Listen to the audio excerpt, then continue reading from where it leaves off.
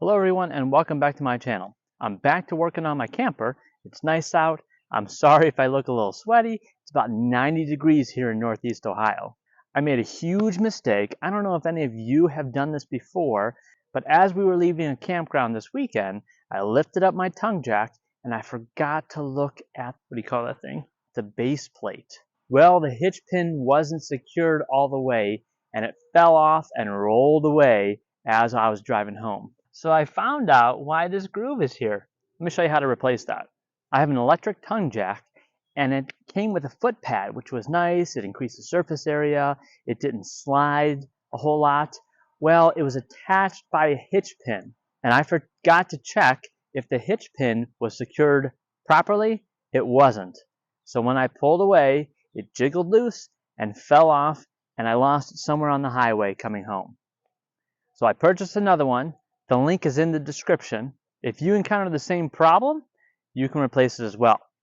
So join me down here and we'll see how to replace it. The first thing I'm going to do is put down all the stabilizer jacks. Now many of you have seen this in my other videos.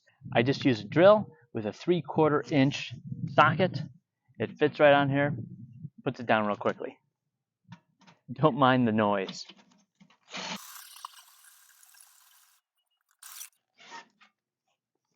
I'll do the same thing on the other side.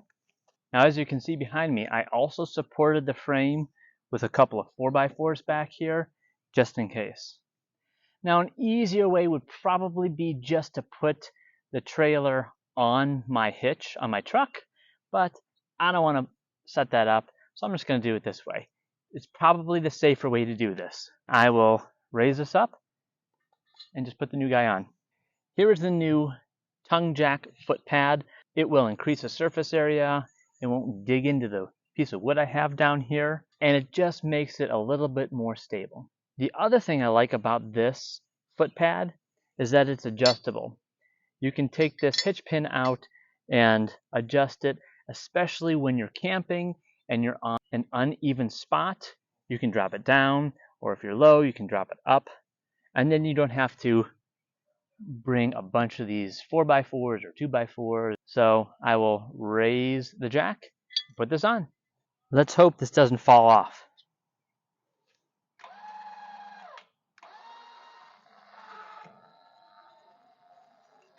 So far so good. It's not falling off the blocks or the stabilizers. Okay, that should be enough. Let's go ahead and put it on. Take the hitch pin out. Simple enough. Now there is a groove on here. I'm not exactly sure why there's a groove on here, because there's nothing in here that would say that you would need this groove. Obviously you have to line up the holes on the foot pad to the holes on the tongue jack. You might be able to see this one over here, but there is 2 holes here. Slides in nicely.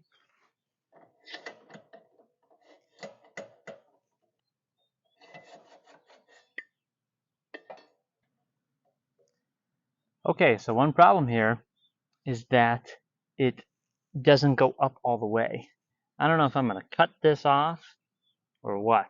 That poses a problem because when I have this tongue jack all the way up and this still hangs down another good 6 inches, I don't want it catching on anything that I drive over.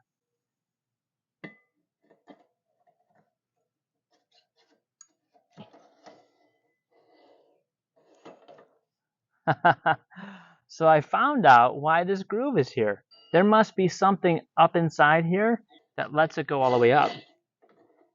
If I twist it 180 degrees, it doesn't go up and it gets stuck.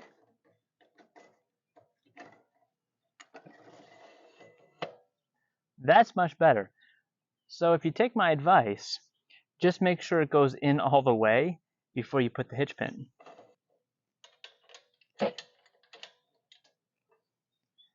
That's more like it.